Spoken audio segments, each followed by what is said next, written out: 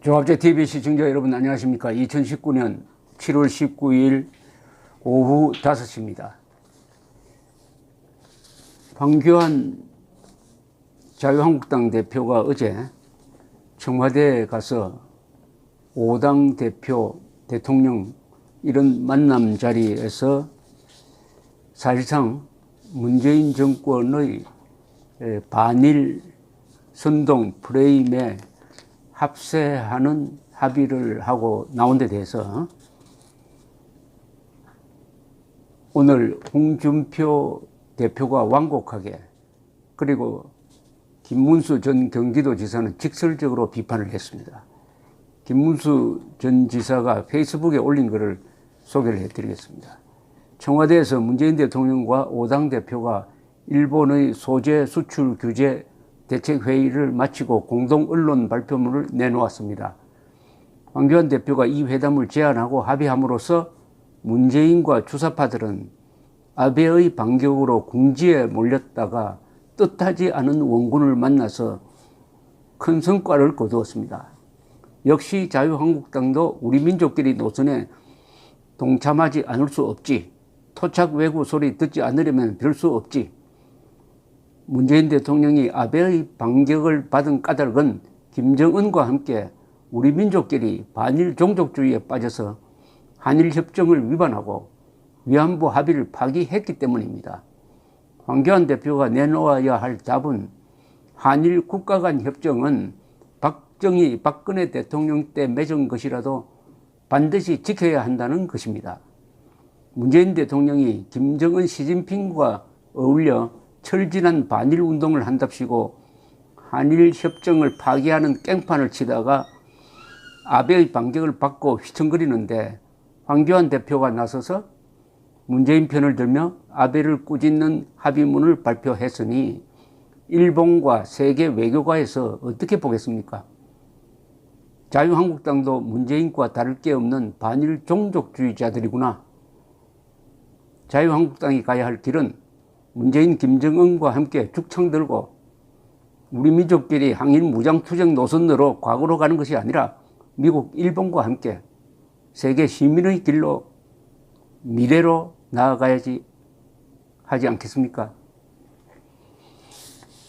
문화일보가 오늘 사설을 썼는데 조선일보 사설과 근본적으로 다릅니다.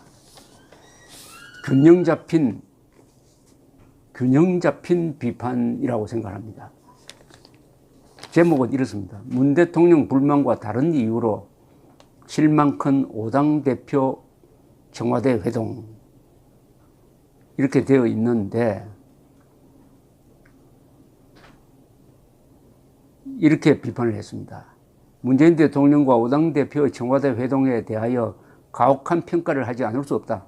방향은 다르지만 문 대통령도 만족하지 못한다. 국민과 언론이 보기에 아무것도 아닌 것 같다고 했다고 한다.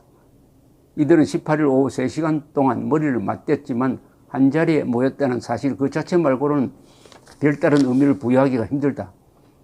이번 회동을 보고 아베 신조 일본 총리가 한국 정치권의 강력한 초당적 대응 의지에 놀라 주춤할 것인가? 혹은 국민이 이제야 외교, 경제 걱정을 하지 않아도 되겠다고 안심할 것인가? 어느 쪽도 아니다. 청와대는 사실상 무대책, 야당은 무대안이다. 무대안이었다. 문 대통령과 5당 대표는 공동 발표문에서 외교적 노력을 강조했다. 그러나 내용은 없었다. 그런 하나마나한 합의보다는 외교 노력의 실질적 방향과 내용이 중요하다. 문 대통령은 정상회담, 특사 파견 등에 무조건 보낸다고 될 일 아니다. 피해자들 동의와 국민 공감대가 우선이라고 했다. 반은 맞고 반은 틀렸다.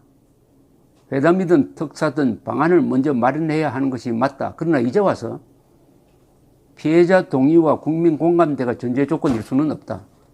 공감대의 실체도 모호하다. 진정한 지도자라면 합당한 해결책을 마련하고 필요하면 국민과 피해자들을 설득하면서 나아가야 한다. 지금은 그럴 때이다. 문제의 본질과 해결 방향도 이미 나와 있다. 문 대통령은 반일 감정에 기대지 말라는 주문도 진지하게 받아들이지 않았다. 6.3 사태로 옥고를 치른 손학규 바른미래당 대표가 저 자신이 한일 회담 반대 주장을 시작했던 사람이라면서 반일 감정으로 대응하지 말 것을 주문했는데 문 대통령은 반일 감정이 없다고 했다. 그러면 이순신 장군 죽창가 국채보상운동은 어디서 왜 나왔나? 제1야당인 자유한국당의 황교안 대표 역시 제 역할을 전혀 하지 못했다. 야당으로서 대안을 제시할 절호의 기회였다. 1965년 한일기본조약과 청구권 등 부속협정, 2005년 노무현 정부 당시 강제징용 대책 등을 숙지했다면 기본조약의 유효성을 분명히 밝히고 사법판단과 기본조약의 괴리를 조정할 실질적 방안을 내놓았어야 했다. 게다가 법무장관, 국무총리, 대통령 권한대행까지 지낸 사람 아닌가? 문 대통령이 회동 결과에 불만을 표시한 이유는 추가 경정 예산안 처리에 합의하지 못했기 때문이라고 한다. 야당은 소득주도 성장의 대전환을 요구하는데 국민통합 노력에 대해서도 전혀 접근이 없었다. 범국민적 비상협력기구를 만든다지만 문 대통령의 생각 변화가 없으면 공허한 기구가 될 뿐이다. 이 문화일보 사설은 일본 도발 앞에 여야가 있을 수 없다라는 제목을 건 조선일보 사설보다 수준이 높습니다. 생각이 깊고 굉장히 공정하게 썼습니다. 특히 여기서 황교안 대표에 대한 비판은 아주 아픈 겁니다. 황교안 대표가 어제 반드시 해야 할 것이 있었다는 거죠. 그것은 문재인 대통령에게 한국과 일본을 넘어서 한미일 동맹관계의 근간이 되는 1965년 한일 기본조약과 청구권 협정, 이것을 준수해야 한다. 준수하는 차원에서 대책이 나와야 한다. 그렇다면은 사법부의 판결은 기본조약과 배치가 된다. 그럼 이 괴리를 어떻게 해결할 거냐? 여기에 외교의 초점이 맞춰져야 하고 행정부의 슬기로운 정책이 있어야 한다. 이렇게 주장했어야 맞는데 그런 주장도 하지 않고 문재인 정권의 반일 선동 프레임에 그냥 합세를 해버렸다. 합세를 해버렸다. 어떻게 황교안 같은 사람이 이럴 수가 있느냐? 법무장관 지낸 사람, 국무총리 지낸 사람, 대통령 권한대행까지 지낸 사람이 이럴 수가 있나? 이것은 아까 김문수 전 경기도지사가 직설적으로 비판한 것에 못지않는 비판입니다. 대통령 권한 대행까지 지낸 사람이 어떻게 황교안 대표가 이런 수준의 이야기밖에 나오지 않느냐. 꼭 해야 할 이야기, 그것도 정말 오랜만에 만난 회의고 거기에 주목하는 사람들이 한국 안에만 있는 것이 아니라 일본도 미국도 주목했을 텐데 거기서 황교안 대표가 한 발언이 이게 뭐냐?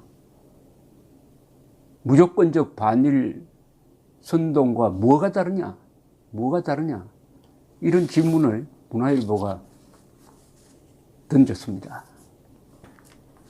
제가 황교안 대표가 하는 일은 뭐 잘한 건 잘했다 그러고 못한 건 못했다고 하는 자세를 취하고 있는데 그래도 황교안 대표 밖에 더 있느냐? 황교안 대표가 잘못하더라도 그것은 덮고 넘어가야 한다. 이런 주장을 하는 사람들이 꽤 있어요. 그런데 그럴 만한 사안이 있고 그럴 수 없는 사안이 있는 거죠. 지금 한일 간의 이 갈등은 대한민국의 정통성, 정체성과 직결되는 문제입니다. 그것은 바로 대한민국이 지향하는 국가적 목표 그리고 안보와 관련된 문제입니다. 이것은 경제 문제라기보다는 안보 문제예요. 즉 일본을 적으로 볼 것이냐 일본을 우군으로 볼 것이냐의 문제가 지금 걸려 있습니다. 여론조사 하면은 일본을 적으로 본다는 사람이 반이 넘어요. 만약 이 생각을 이 정권이 더 확대시켜 가지고 일본을 적으로 본다는 사람이 90%가 되고 반대로 김정은을 친구로 본다는 사람이 50%를 넘으면은 공동체는 유지될 수가 없습니다. 공동체는 더구나 한국은 전쟁 중인 공동체입니다.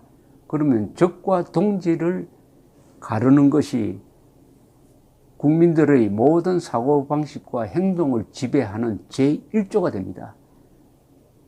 대한민국의 생존은 바로 이런 피하 식별 기능에 의해서 좌우되는데 이런 엄청난 문제가 걸려있는 오늘의 한일 갈등에 대해서 황교안 대표가 어제 결정적 찬스를 놓쳤다에 대한 김문수 지사 그리고 문화일보의 비판이었습니다. 그런데 자유한국당 안에서의 생각이 궁금합니다.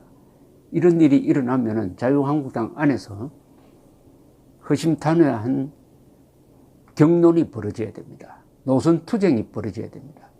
이거는 황교안 대표가 잘못됐다 하는 목소리가 자유한국당 안에서 일어나야 합니다. 그런 발언이 나지 않고 그냥 좋은 게 좋다 하고 적당히 듣고 넘어간다면은 우리 한국 보수 세력은 재생하기가 힘들 것이란, 재건되기가 힘들 것이란 생각이 듭니다. 감사합니다.